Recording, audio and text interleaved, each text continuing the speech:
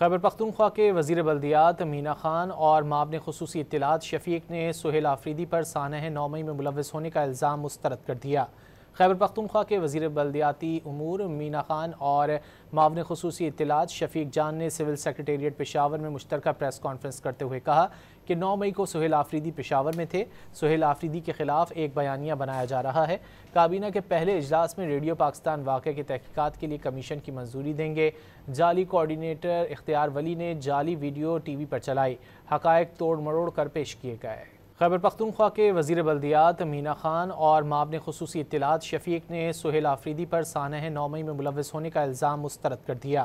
خیبر پختونخوا کے وزیر بلدیاتی امور مینا خان اور معاون خصوصی اطلاعات شفیق جان نے سول سیکریٹریٹ پشاور میں مشترکہ پریس کانفرنس کرتے ہوئے کہا کہ 9 مئی کو سہیل آفریدی پشاور میں تھے۔ سہیل آفریدی کے خلاف ایک بیانیہ بنایا جا رہا ہے۔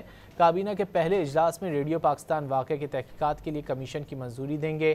جعلی کوارڈینیٹر اختیار ولی نے جعلی ویڈیو ٹی وی پر چلائی، حقائق توڑ مروڑ کر پیش کیے گئے۔